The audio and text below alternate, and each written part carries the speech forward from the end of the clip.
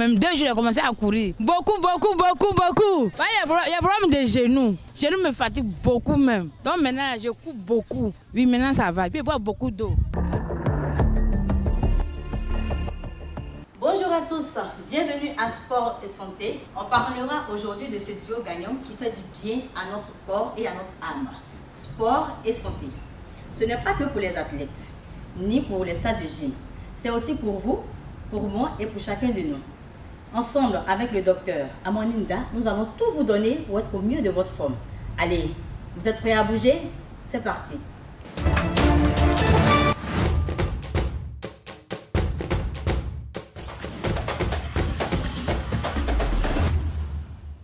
Bonjour docteur. Bonjour madame. Alors docteur, pourquoi dit-on que le sport est bon pour la santé? Le sport est bon pour la santé parce qu'il entretient le corps, l'esprit et il évite certaines maladies que nous appelons communément les maladies non transmissibles, le diabète, l'hypertension et le cancer. Nous avons posé la question aux Ivoiriens et voici ce qu'ils en pensent. Je fais sport 1 semaine 2 fois. Je cours, ça fait que je suis toujours en bonne santé. Il n'a jamais fait sport. Il n'a pas encore fini de manger mon attiqué. Attiqué les sauces graines, il n'a pas encore fini de manger. Il faut que je mange beaucoup d'abord de faire sport. Si c'est pour aller au travail, chaque matin je marche pour aller au travail. Je pense que le sport, pour moi, le sport c'est... Je marche beaucoup en fait. Je bouge beaucoup, ça aide les muscles à travailler, les nerfs. Et ça empêche de vieillir. Parce que plus tu vieillis, les nerfs s'affaiblissent. Et quand tu fais rien, tu vas finir par être paralysé. Docteur, nous allons réagir sur le micro-trottoir, sur la vie des Ivoiriens. La première qui dit qu'elle fait le sport juste pour pouvoir régler des problèmes de genoux. Qu'en est-il? Effectivement, elle a raison et elle donne une preuve de l'efficacité ou de l'effet thérapeutique de l'activité physique sportive sur l'organisme. Quand on voit la corpulence de la personne, c'est qu'elle a un surpoids et donc des douleurs arthrosiques peuvent survenir et gêner la personne. En faisant l'activité physique sportive, il y a un bénéfice d'emblée qu'on ne perçoit pas surtout, mais le sujet a un surpoids, donc le poids de son corps joue sur les os qui sont en train de s'user au niveau des cartilages articulaires. Et donc, ça va occasionner des douleurs. Si elle active en faisant des activités physiques sportives, en activant, il y a un effet anti-inflammatoire que le sport va produire qui va faire en sorte que l'inflammation au niveau des genoux va diminuer et donc elle ne va plus avoir mal. Et le fait qu'elle fasse une activité physique sportive, quand on voit la quantité de calories qu'elle dépense par rapport à son état initial, elle va perdre du poids. Donc la charge sur l'articulation va diminuer. Et du coup, il y a 2 effets qu'elle gagne. Elle va perdre du poids. Si elle continue encore plus, elle va atteindre un poids optimal. Et donc, elle perd du poids. La charge au niveau des articulations diminue. L'effet anti-inflammatoire par l'activation des muscles et en faisant l'effort va donner cet effet antalgique qu'elle ressent après avoir fait l'activité physique sportive.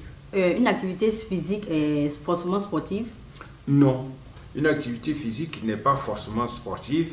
Elle peut déboucher sur le sport. La nuance? La nuance, elle est simple. Une activité physique, c'est par exemple, moi je suis en train de faire des gestes. Je fais travailler les muscles. C'est une activité physique. En marchant, mais dès lors qu'on passe à une activité physique avec un code, ça devient du sport.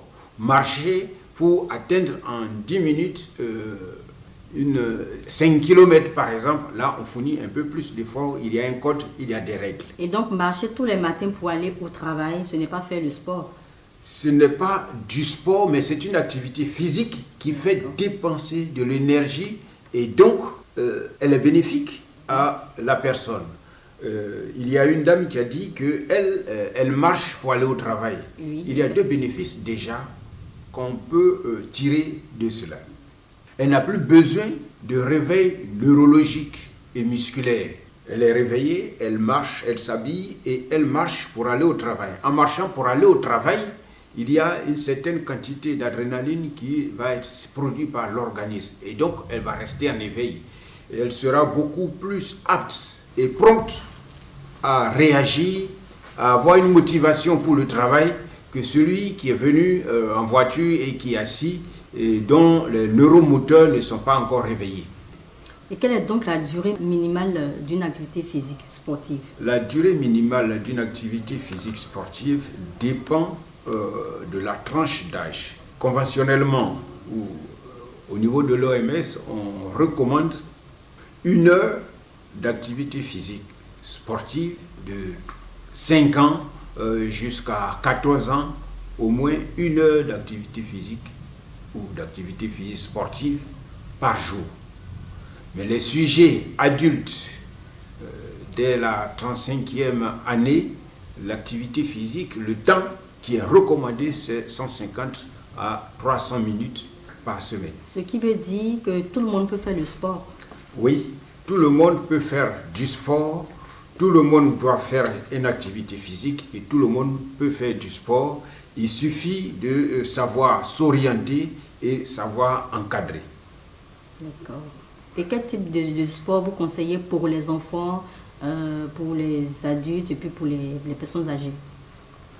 Les enfants, il faut d'abord qu'il y ait plaisir.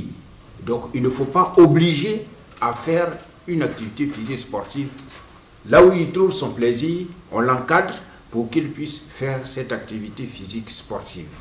Maintenant, on peut quantifier et selon les objectifs qu'on vise. S'il fait cette activité physique sportive comme loisir, il le fait tranquillement. S'il veut le faire comme compétiteur, dans ce cas, il y a un renforcement de capacité physique à faire. Et c'est dans ce cadre-là qu'on parle de compétition.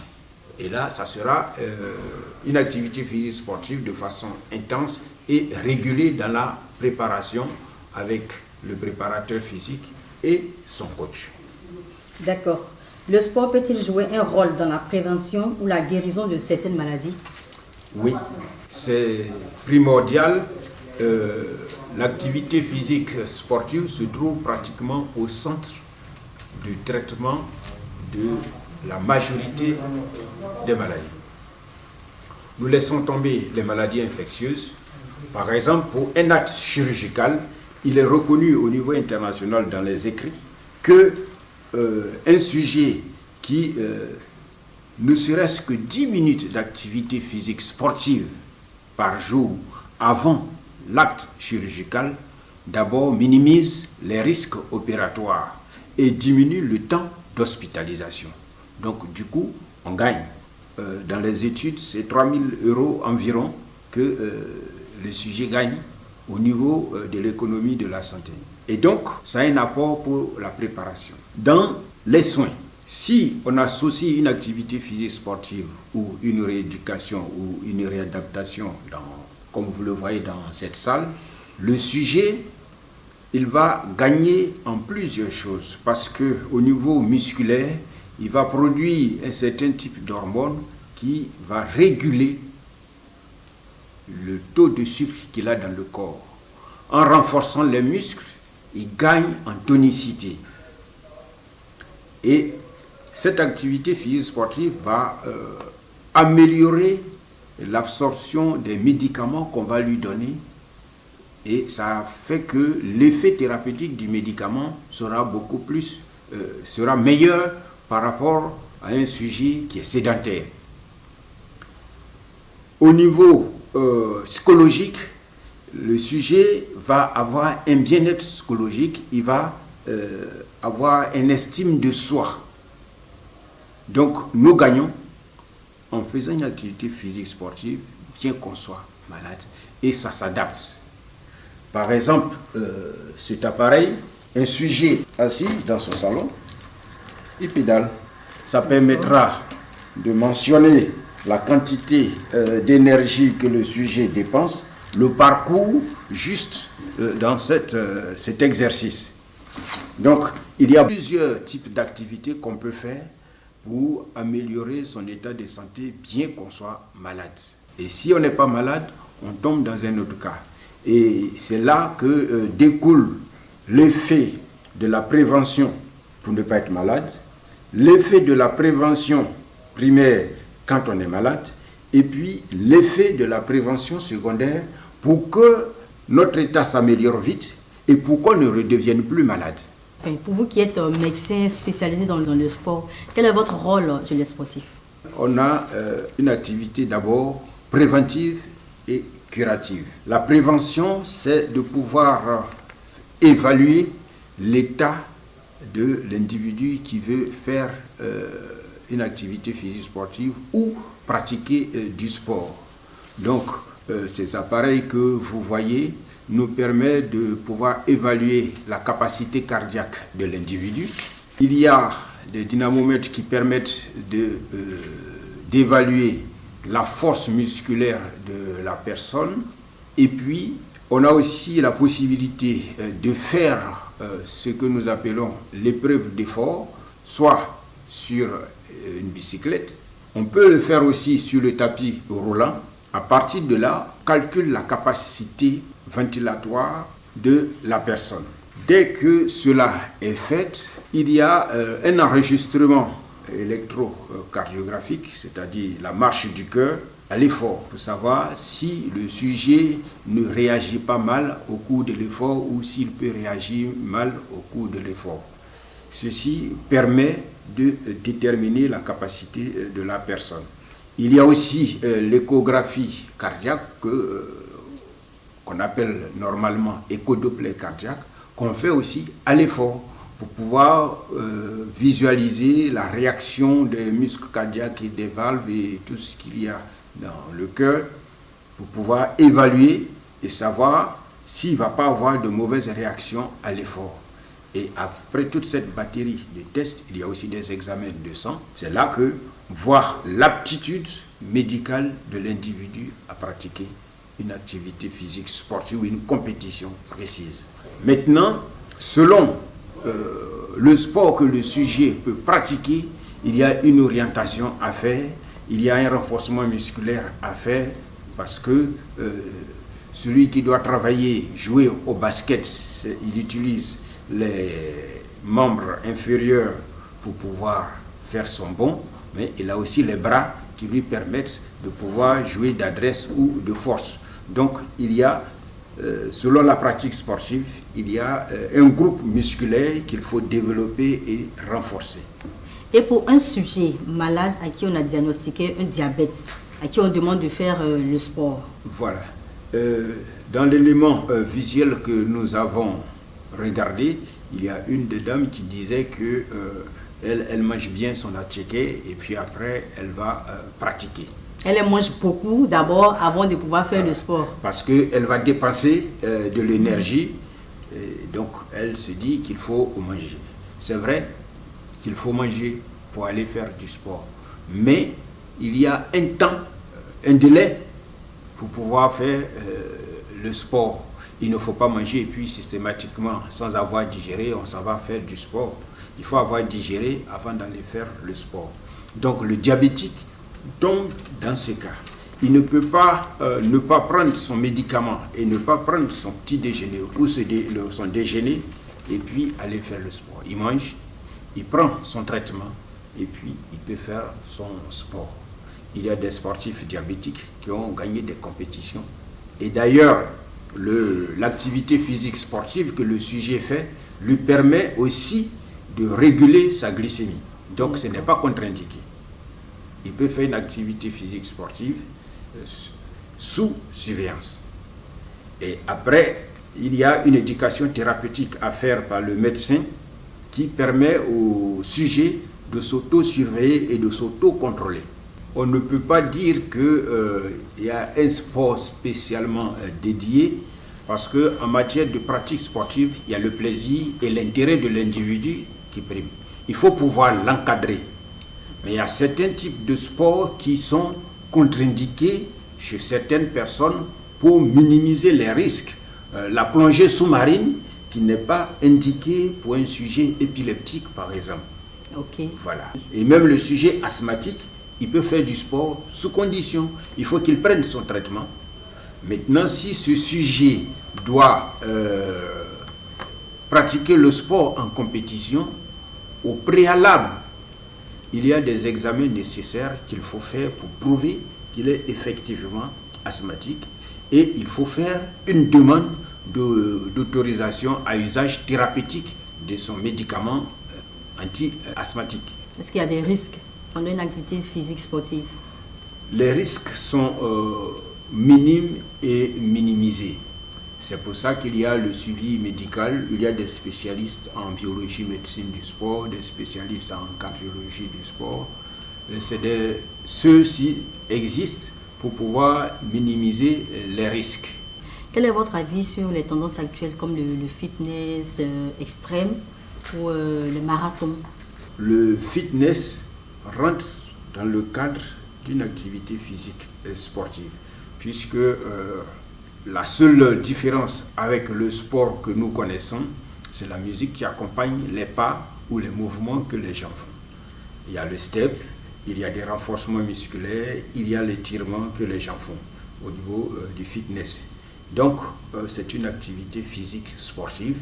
C'est vrai qu'on ne part pas pour compétir, pour avoir une médaille, mais c'est une activité physique sportive puisqu'on dépense beaucoup plus de calories. Et d'ailleurs, on encourage surtout ceux qui ont le temps et qui font le fitness régulièrement ou une fois par semaine. Ce n'est pas mal.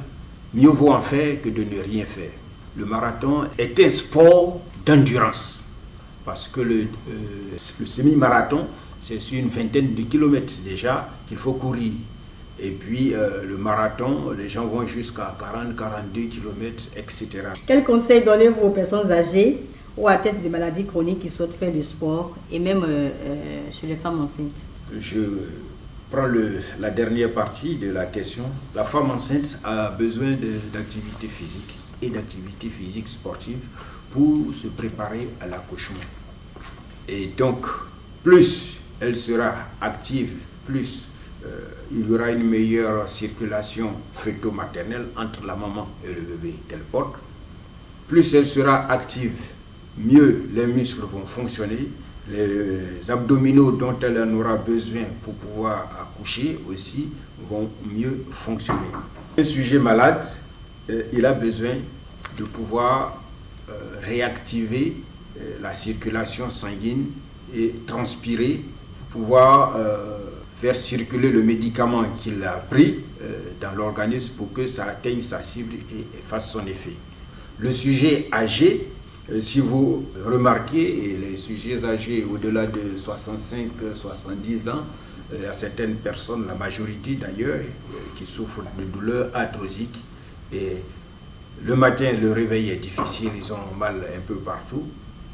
Vers 10h, 11h, la douleur diminue et le soir, ça revient. En faisant une activité physique sportive bien canalisée, ces douleurs disparaissent. Si un enfant à l'école, un adolescent à l'école, pratique l'activité physique sportive, sa capacité de mémoriser, sa capacité de rendu, sa capacité physique, sa capacité de croissance s'améliore et grandit mieux. Donc il gagne. Et même en pratiquant le sport, il apprend à s'initier, à respecter les règles de loi, du jeu et de la vie.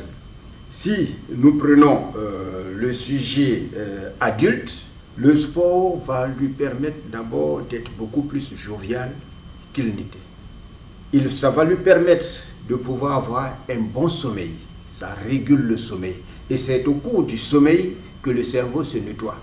Donc, un sujet adulte qui pratique le sport, il éloigne de lui certaines maladies neurologiques que sont la maladie de Alzheimer ou le Parkinson. Au niveau musculaire, il peut faire des renforcements musculaires et garder sa tonicité et sa vigueur. Un sujet qui pratique des activités physiques sportives, il est beaucoup plus productif au travail. Il a moins d'absentéisme au travail dans le cadre de l'activité professionnelle. Donc, il se porte mieux, il tombe moins malade, il est beaucoup plus productif. Voilà des avantages que même la société gagne en faisant la promotion de l'activité physique sportive. Merci bien, docteur Amaninda. Le sport, c'est la santé. Et puisqu'on parle de bien-être, tout naturellement, on passe à la rubrique bien-être. Mieux manger, c'est bien vivre.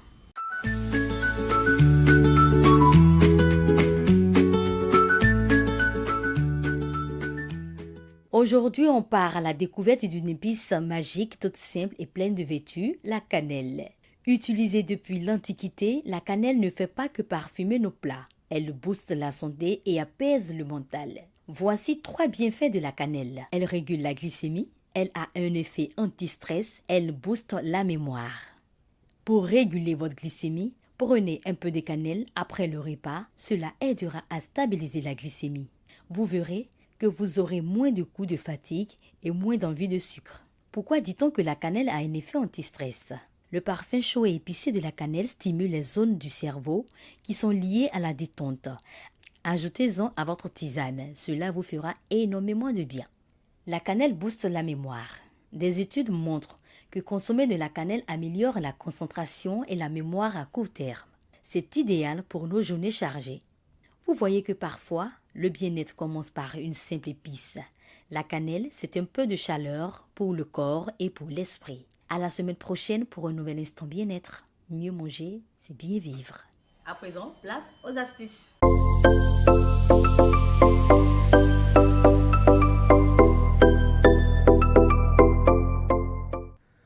Commencez votre journée avec un verre d'eau tiède, plus du citron. Cela réveille le corps et chasse les toxines. La danse minute. Savez-vous qu'une minute de danse équivaut à 10 minutes de bonne humeur? Alors, bougez votre corps et gardez votre bonne humeur toute la journée. La respiration débloque tout. Pour faire revenir votre calme, il vous suffit de faire 3 grandes respirations et le calme revient. Vous inspirez, vous bloquez pendant 10 secondes, puis vous relâchez tout en expirant profondément. Allez, essayez, c'est gratuit. Le rire libérateur. Rire 1 minute, c'est comme si vous avez fait du jogging pour votre cœur et votre cerveau. Alors, qu'attends-tu pour rigoler? Et même sans raison, faites-le. La pose posture. Redresse-toi comme un boss. Une bonne posture, ça booste la confiance et l'énergie. La mini-sieste super pouvoir. Effectivement, dormir pendant seulement 10 minutes au cours de la journée peut être très bénéfique. C'est ce qu'on appelle une sieste courte ou power nap. Elle permet de recharger ton cerveau, d'améliorer ta concentration, ta vigilance et ta bonne humeur. Ce petit repos peut aussi aider à réduire la fatigue et à augmenter ta productivité pour le reste de la journée. C'est une pratique simple mais efficace pour faire une pause revitalisante. Et voilà, nous sommes à la fin de notre émission. On espère que vous avez appris beaucoup de tout ce qui a été dit ici sur le sport et la santé. Portez-vous bien. Bye.